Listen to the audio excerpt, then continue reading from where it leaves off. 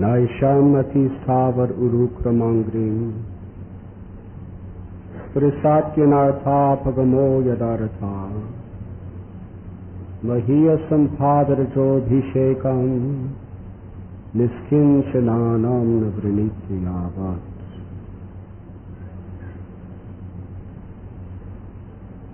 They smear upon their bodies the dust of the lotus feet of the Vaishnava, completely freed from material contamination.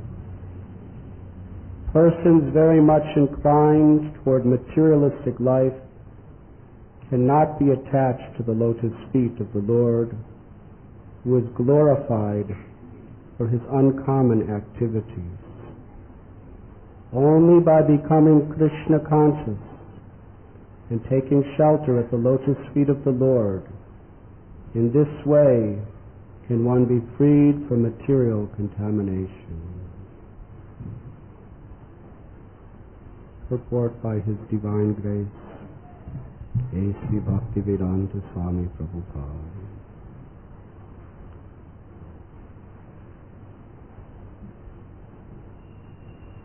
Becoming Krishna conscious brings about anartha apagama, the disappearance of all anarthas, the miserable conditions we have unnecessarily accepted.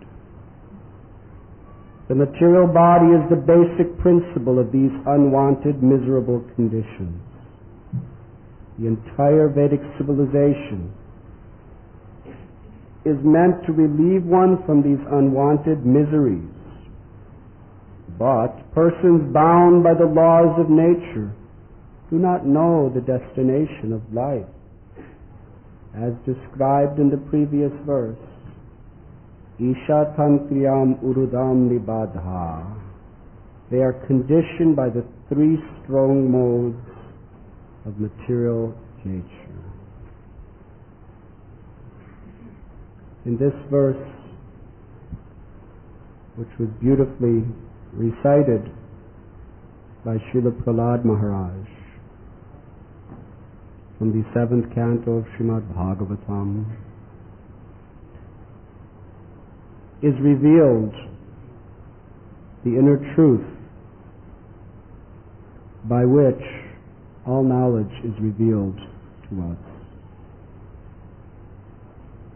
In this age of Kali Yuga, the congregational chanting of the holy name is the only means by which we can cleanse the heart of all unwanted material attachments, which are the cause of all suffering. But Lord Chaitanya Mahaprabhu, who is the Yuga Avatar, not only established the supremacy of the chanting of Harinam, but also the process in which we should chant. Chaitanya Mahaprabhu especially emphasized the verse Harinama, Harinama, Harinama eva kevalam kalo nasteva, nasteva, nasteva gatir andyata. And Chaitanya Mahaprabhu analytically explained each word of this verse to show how emphatically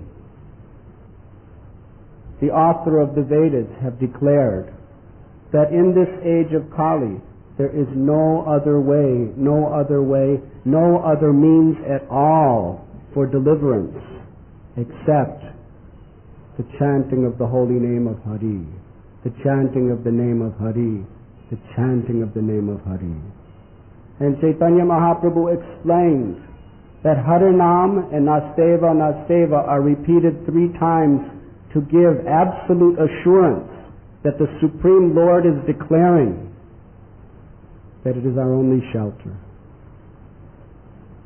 But Lord Chaitanya taught us the process by which we must chant the holy names in order for it to have the proper effect in cleansing our hearts. Vinad api sunichena karor api sahishnuna amanina manadena kirtaniya sadahari.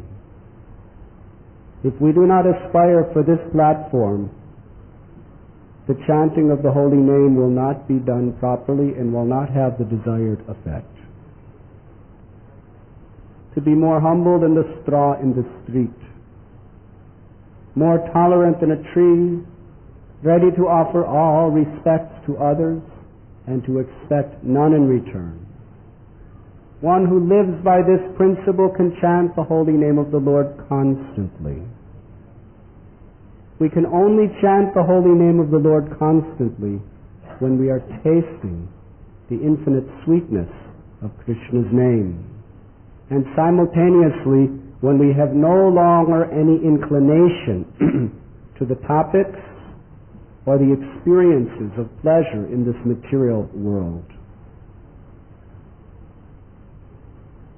And Prahlad Maharaj is here explaining the process of becoming truly humble.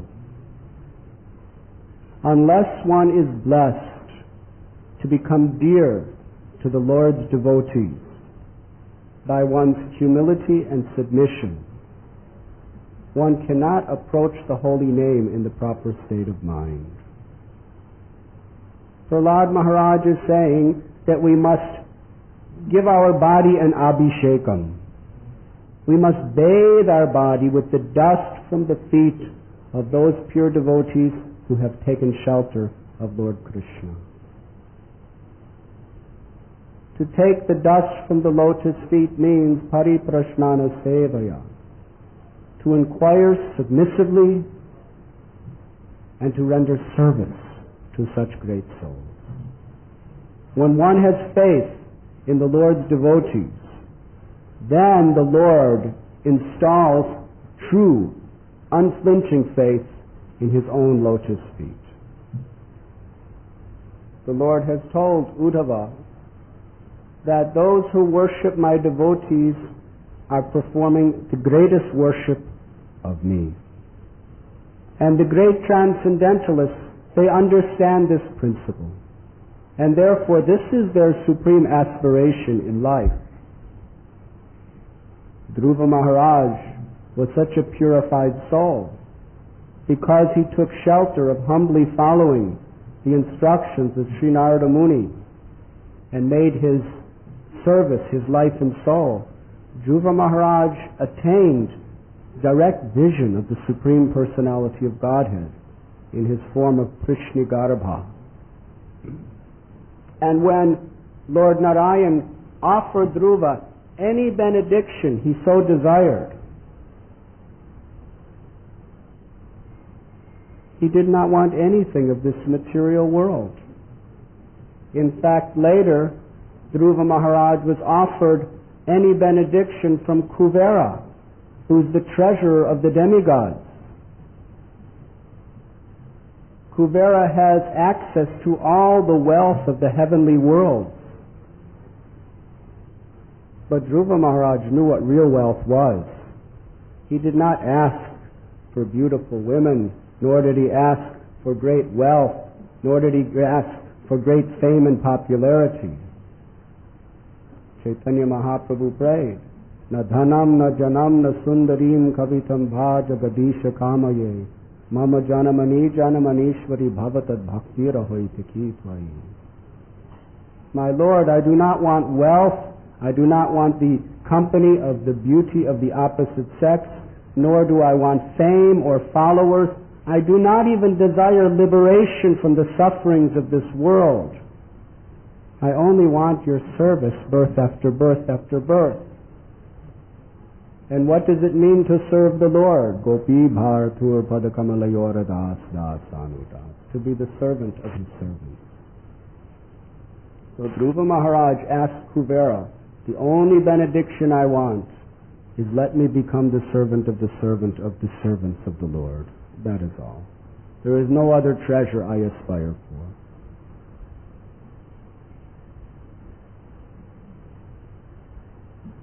How important it is to understand this principle is continuously emphasized. It doesn't matter who we are. It doesn't matter what we've done. if we chant the holy names of the Lord in this spirit, we will become purified and cleansed. Chaitanya Mahaprabhu, one time in Navadvip, he was dancing in kirtan, and there was a very poor and very uneducated, a very disqualified person by all material calculations. He was an outcast,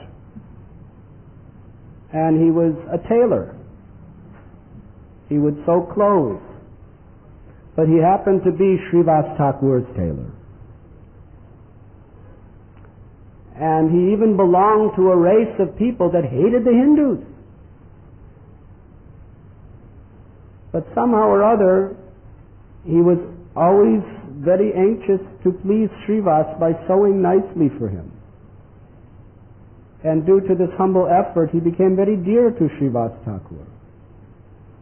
So as Lord Chaitanya was dancing, this outcast tailor was watching the Lord, and the Lord, right before his eyes, revealed his divine, supreme, spiritual opulences. And immediately upon seeing it, this tailor's heart flooded with ecstatic love of God. And he began dancing in ecstasy, and he started pointing at the Lord, saying, I have seen, I have seen. And he started running all over Navadvip to every place, every marketplace, every bathing ghat, calling out, I have seen, as tears were flowing from his eyes and his limbs were trembling in ecstatic love. What was his qualification? He wasn't a scholar of Vedanta. He wasn't a Brahmin. He never did any tapasya. But he performed service to a devotee who was dear to the Lord. And that cleansed all of his anarthas. That was the most pleasing to Krishna. And similarly we read about Shivananda Singh. Shivananda Singh, he became very much affectionate to a dog, not even a human being. And this dog became very attached to Shivananda Singh. And simply because he became attached to a devotee, when you become attached to a devotee, naturally you take part in the process of Krishna consciousness. Kapila Dev told Devahuti, his mother, that the same attachments you have now to this world, you should transfer to become attached to a devotee. Because when you become attached to a devotee, you associate with that devotee, and naturally you take prasad, you hear Krishna Katha, you chant Krishna's holy name.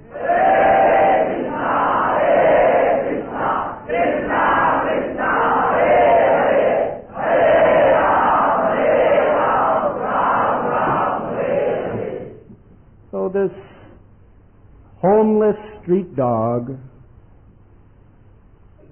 became very much attached to Shivananda Singh, who was very affectionate to him. He would give him prasad every day. He would witness the kirtans and hear the kathas. And somehow or other, Shivananda Singh was out performing some seva for the Vaishnavas. Who is the greatest Vaishnav? Those who is the servant of the Vaishnavas. Shivananda Singh, what efforts he made to serve the devotees. Every year, for the 4 months of Chaturmasya, the devotees from Bengal, several hundred in number, would walk all the way to Jagannath Puri to celebrate Ratha Yatra with Lord Sri Chaitanya Mahaprabhu. And it is not easy. We have our yatras, and you know it is not easy organizing it. Of course, we go by train, and there has to be some place for devotees to sleep. There has to be prasad for devotees to eat. There has to be nice arrangements to keep the devotees comfortable and happy. But they would walk, and it would take several weeks. And Shivananda Sain, he himself, he paid all the expenses, and he made all the arrangements personally himself for all the devotees. And it was not easy, because at that time India, especially Bengal, was under the Islamic rule, and there was so many restrictions. Just to go from one province to another, you had to go through all kinds of boundaries, and you had to pay tolls and taxes, and you had to cross rivers with boats. In fact, it was quite dangerous.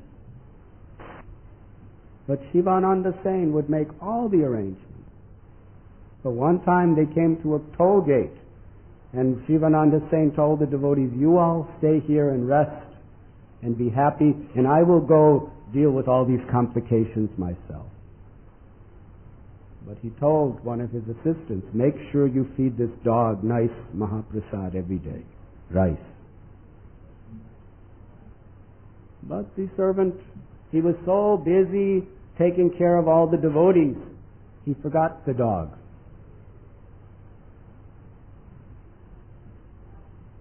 And when Shivananda Sain returned, the dog was gone. So he was thinking, because of me, this dog has been offended and has left. How meticulously he was, that anyone who came in his procession was fully satisfied. And later on, some days, when they arrived in Jagannath Puri, the dog was sitting with Lord Chaitanya, and Lord Chaitanya was first personally feeding him prasad from his own hands, green mango or green coconut. And he was telling the dog to chant the holy names of Krishna. And the next day, the soul of that dog returned home back to Godhead. That is the power of the Supreme Personality of Godhead. And Krishnadas Kaviraj Goswami explains why that dog got such a benediction. Simply because he was attached to Shivananda Sain, and he was dear to Shivananda Sain. That was his only qualification. Srivas Thakur, the servants and maidservants in his house, when Lord Chaitanya came to give his mercy to Srivas, he said, "Call all of your family, all of your relatives, and all of your servants and maidservants to your house, because I know they are all dear to you and they are all attached to you." And then Lord Chaitanya revealed to all of them his supreme form of the divine opulence of the personality of Godhead. And they all achieved love of God. There was one maidservant named Duki, who was just helping the devotees as they were bathing Lord Chaitanya by just organizing nicely the jugs of water that was brought. And Lord Chaitanya saw her and was so pleased that she was helping the devotees that he said, "From this day your name is Shuki." And she achieved Krishna Prema. That is the power of Lord Chaitanya. What is it that he cannot do? When Lord Chaitanya was but a little child, Nimai, he would play with his friends. And one day, when he was playing with his friends on the banks of Ganga, they happened to come across a group of little baby dogs, puppies. And Lord Chaitanya picked the nicest one out of all of them and began to play with it. And some of the friends began to say, "Why you picked the best dog? Why you left the other dogs for us?" And Lord Chaitanya said, No, this dog is for everyone. You come to my house and we will all play together."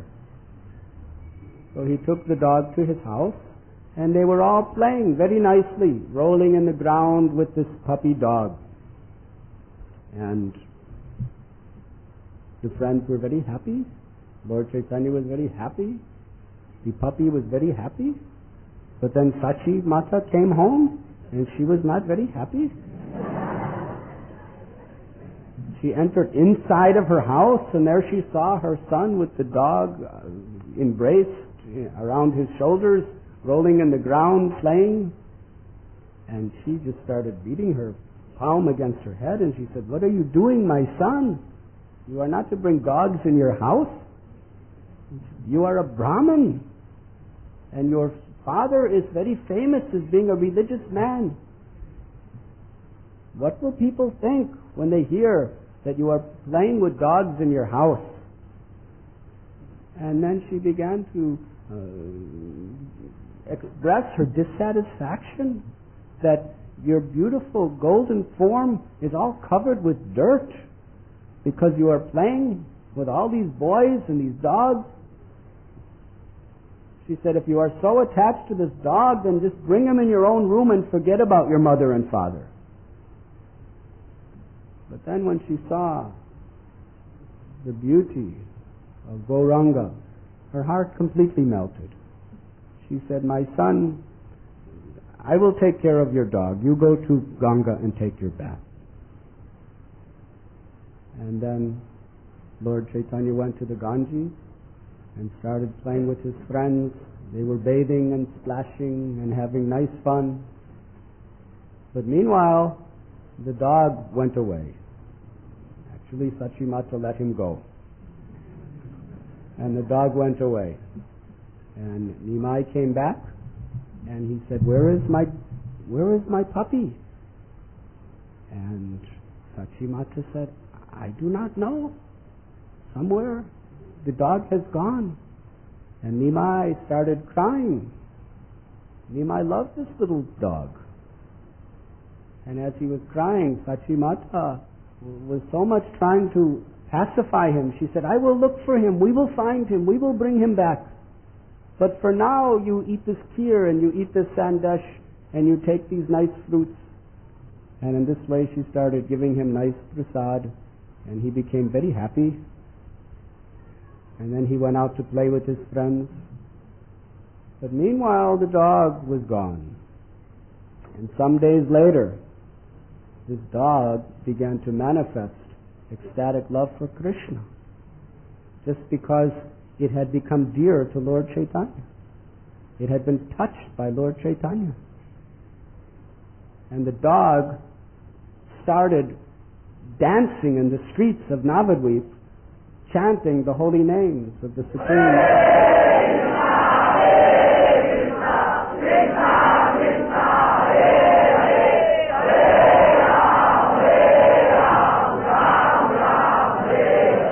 And as the dog was chanting very loudly the names of Krishna, tears started flowing from its eyes.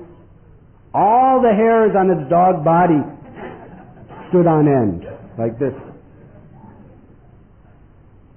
And his limbs began to tremble in ecstatic emotion. And when people saw this, all the townspeople of Navadvip were struck with wonder.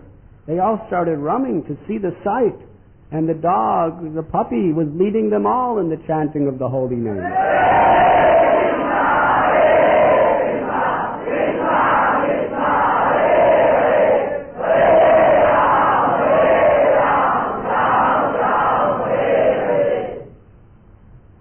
And then, right in front of everyone's eyes, the dog fell dead in the midst of the kirtan.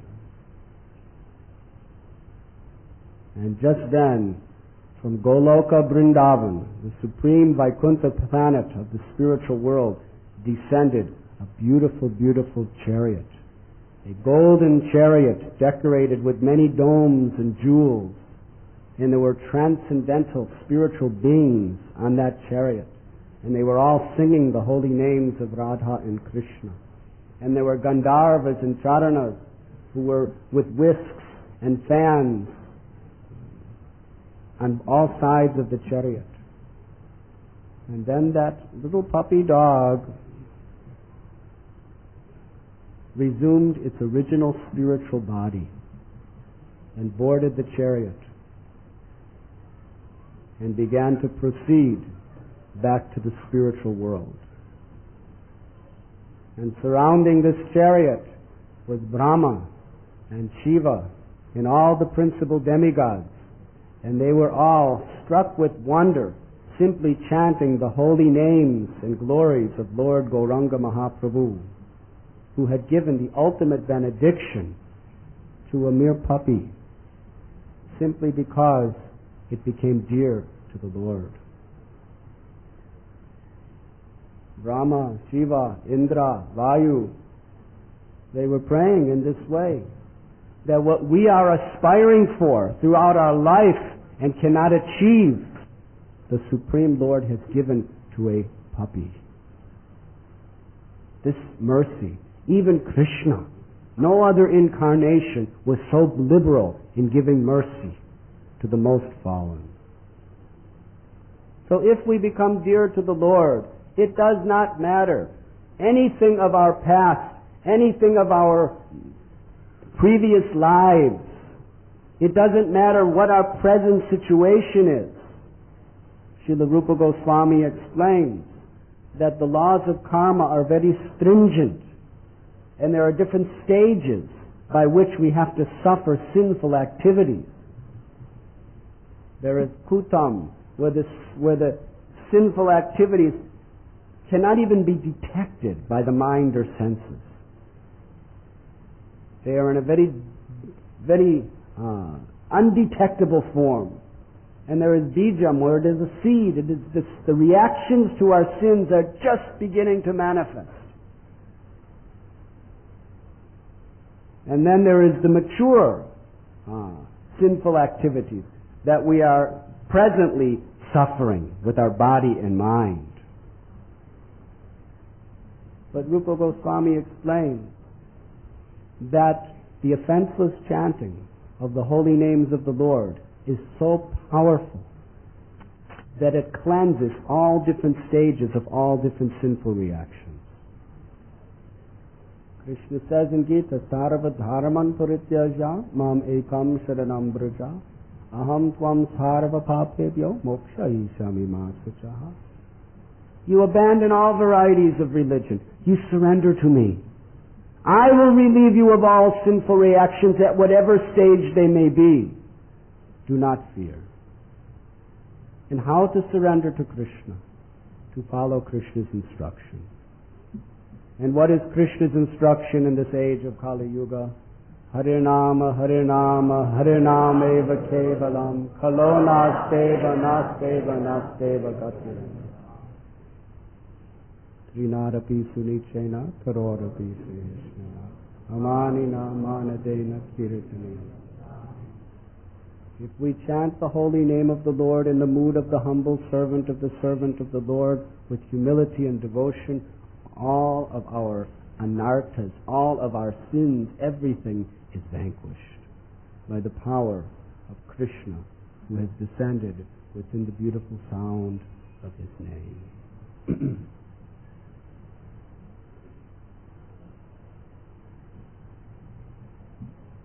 Srila Prabhupada was very, very emphatic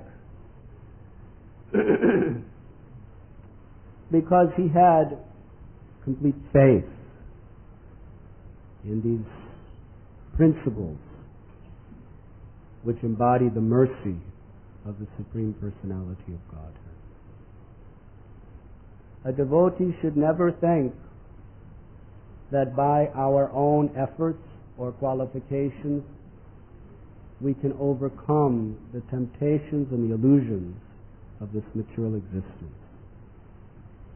It is only by the causeless mercy of the Lord that we have any hope. And the path of bhakti is the means by which we attract the mercy of the Lord. In fact, it is the only means by which we can attract the mercy of the Lord. To put ourselves at the shelter of the lotus feet of the Lord. And Krishna's most greatest power is his beauty. When Krishna reveals his beauty, his charm, the sweetness of His nature to us, then spontaneously, without any separate effort, we become completely indifferent and detached from all the sources of misery of this material existence. But Krishna only reveals that to the degree that we truly want it, that we desire it. Srila Prabhupada often explained that everything is situated on the basis of our desire. But he also said, first deserve, then desire. What this means is, desire for a devotee is not something that is stagnant. But desire in the heart of a bhakta must be dynamic. We must express our desire by our life. And if we do not have such a desire, we have to express our desire to have that desire by our lifestyle, by what we value and what we pursue in our existence. So if we are always pursuing, very carefully restricting our senses and our mind from those things that are unfavorable for devotional service, and we are always willing to perform whatever austerity is required to associate with devotees, to hear the glories of the Lord from them, to serve them, and to chant the holy names according to their instructions. By this we are showing Krishna that we want to attract His mercy. And if it takes our whole life, even if it takes many lives, it is a small price for what Krishna wants to give us. He wants to give us entrance into our own constitutional nature as the eternal servants of the Lord. Nitya Siddha Krishna Prema Sadhya Kabunoy Sravanadi Suri Cheti Kodiyayudoy. Krishna is within the heart of every living being, and love for Krishna is also within the heart of every living being. And by associating with Krishna's devotees, by serving them, by hearing from them, by avoiding any offenses to them, by serving them, by assisting them, and how to serve devotees. The scriptures explain. Prahlad Maharaj himself explains in this way that for those who are superior to us, we hear from them and we are always willing to carry out their order and do whatever is required to make them comfortable. To those who are on an equal level to us, we befriend them, we become intimate associates, and we are always discussing Matchita Madgata Prana Bodhiyanta Parasparam. We are always reminding each other of Krishna, always helping to guard each other from the temptations of Maya. Because Maya is very clever, very strong, and everywhere. So we should befriend devotees. And in our friendship, we should protect one another. We should be the guardians of our brothers and sisters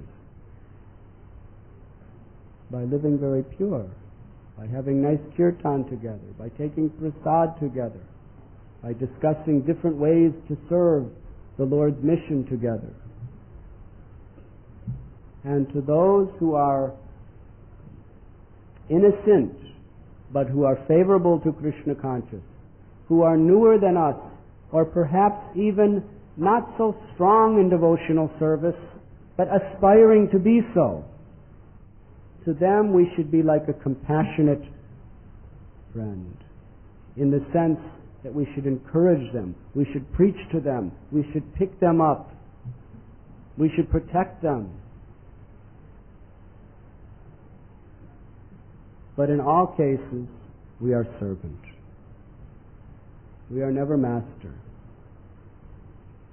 Srila Prabhupada explained so nicely that in the path of Gaudiya Vaishnavism, everyone is eternally feeling himself to be a servant of every living being in all of existence.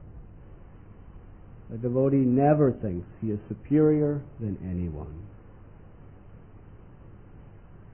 Even the lowest, most degraded, fallen, sinful person, we should never think, I am better.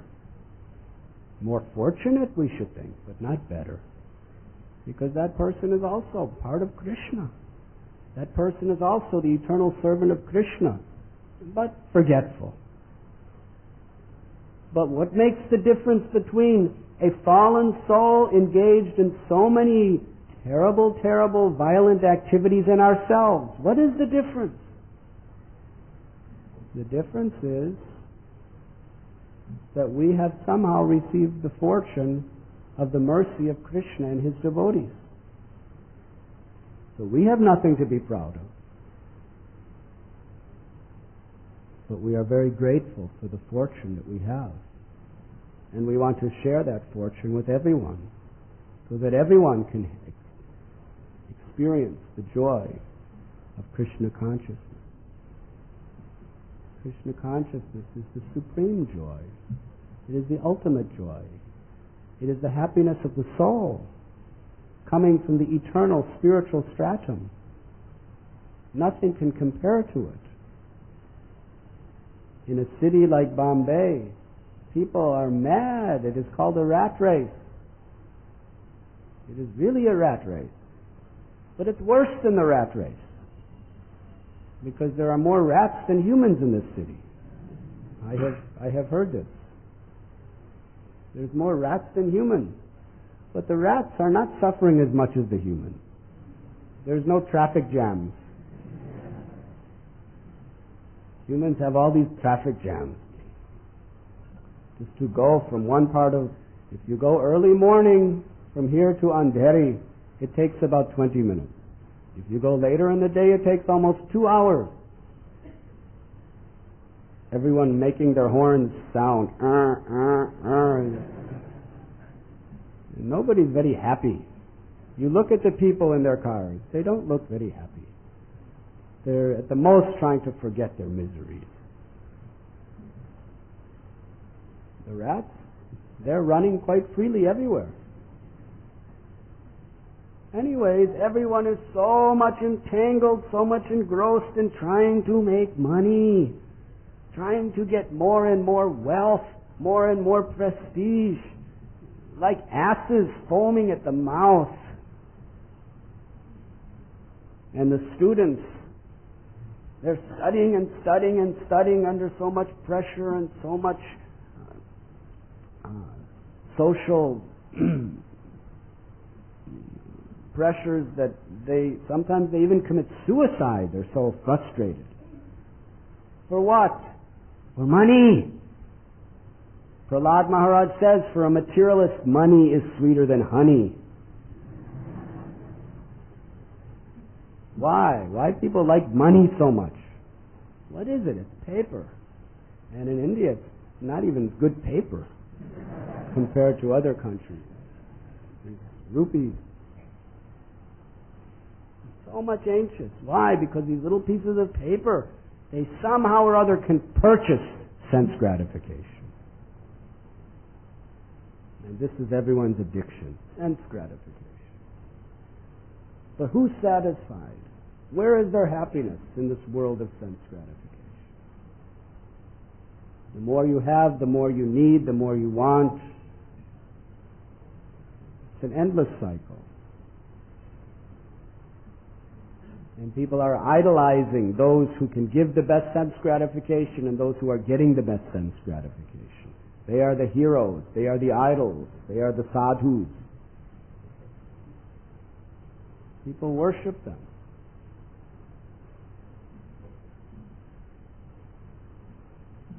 Just like we are all anxious to get the prasad of Sri Sri Radha Gopinath. Or we want to get the prasad of a great devotee of the Lord. This is natural. But materialistic people, they are so mad. some of these great heroes in the West. One of them was telling our devotees, he was so famous that when he would just walk down the street, hundreds and hundreds of people would run up and start tearing his clothes off. Because they wanted his prasad. It's true. Wherever he'd go, anywhere in the world, Europe, America, South America, anywhere they went, they would have to have all kinds of police escorts because people would just attack them and just start pulling their clothes because they just to put in their room that I have the prasad. What would they? They would just sing songs about sex life, these people. But because they were good singers, everyone wanted their prasad. And they had long hair. Sometimes they'd walk and people would try to pull their hair out.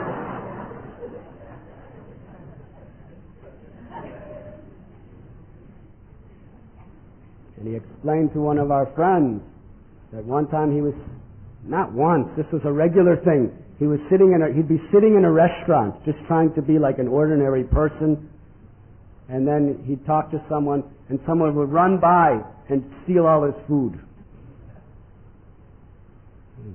Then he'd have to order again. It takes a long time. So much inconvenience. But this is the way people are. For people who give you sense gratification, you're willing to do so much for your sense gratification. But where is the happiness?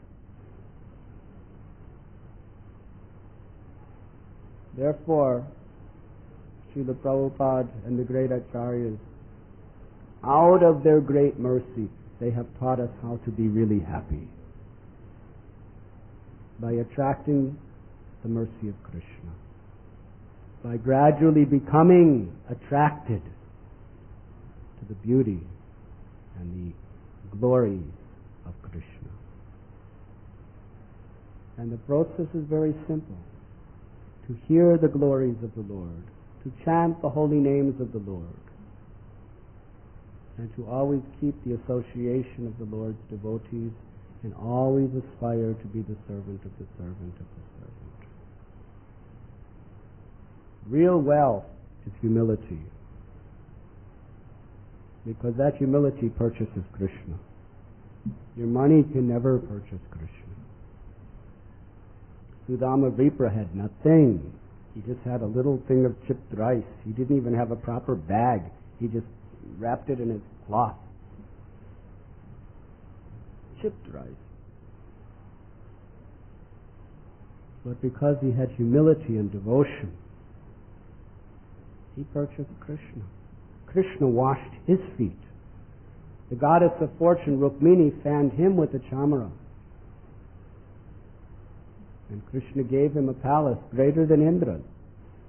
But Sudama didn't care for that palace. Whether he was living on the ground or in the palace, it was all the same to him, because he was always very happy, in great humility, chanting Krishna's holy name.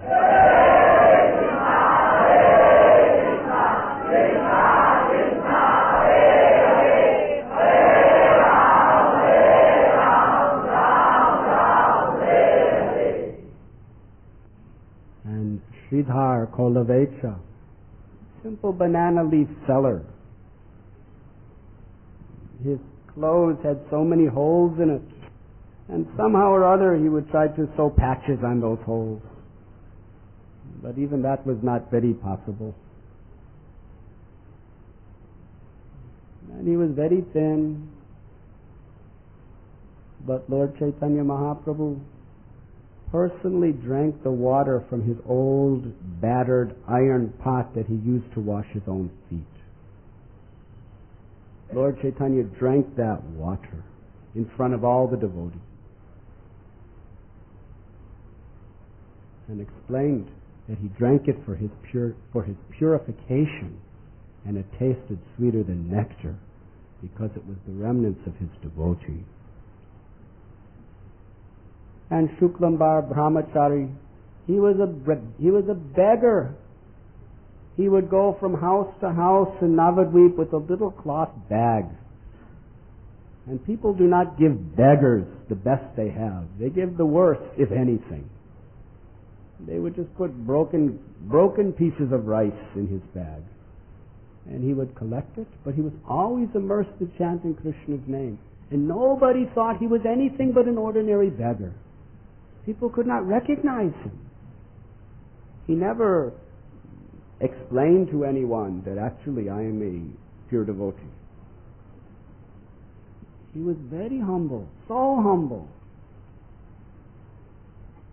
People sometimes kick beggars away, but he was so humble. But when he was dancing before the Lord in Kirtan, Lord Chaitanya Mahaprabhu personally reached his hand in Shuklambar's bag and began to eat the rice, because he wanted to show the world that this person has attracted my heart because of his humility and devotion. So what is the greatest wealth? Humility and devotion. And we should give anything for that. We should not be enamored or distracted by any of the, Prabhupada called it, will-o'-the-wisp. Prabhupada said, the material existence is like trying to enjoy the eggs that come from a horse. Eggs don't come from horses. That's what it's like, trying to enjoy this world. It's an illusion. As much as a horse egg is an illusion, this is an illusion. Or flowers in the sky. We should understand what is reality, and we should strive to pursue that reality. And Prahlad Maharaj is here explaining how we can achieve that reality, by attracting the mercy of the Lord, by becoming the humble. Chaitanya Mahaprabhu was asked by the residents of Kulinagram, how do we who are grihastas become Krishna conscious? And Lord Chaitanya Mahaprabhu gave the essence of all knowledge to them. You serve the Vaishnava devotees of the Lord, and you chant the holy names.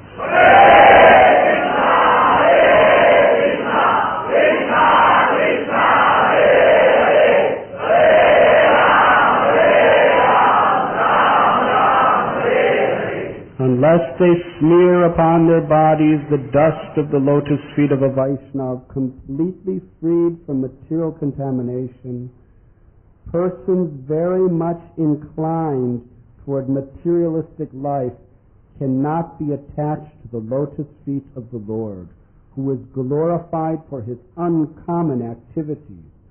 Only by becoming Krishna conscious and taking shelter at the lotus feet of the Lord in this way can one be freed from material contamination. We all have so many materialistic contaminations. Who will deny it?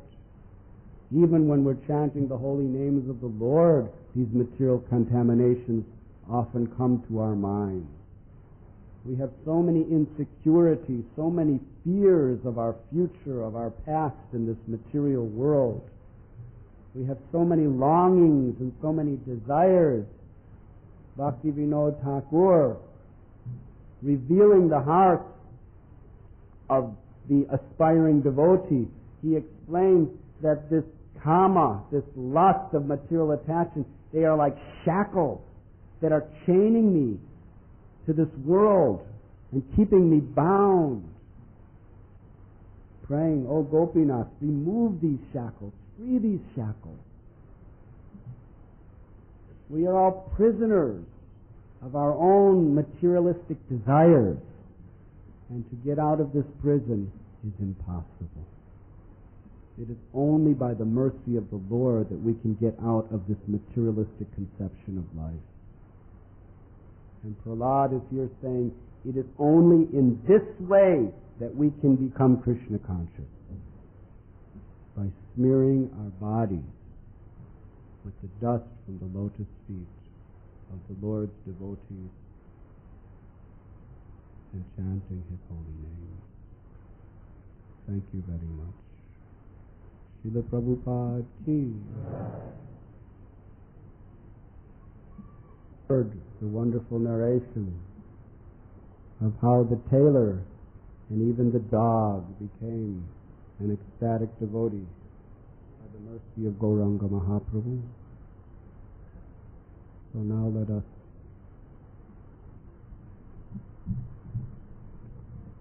very sincerely and with great attention and humility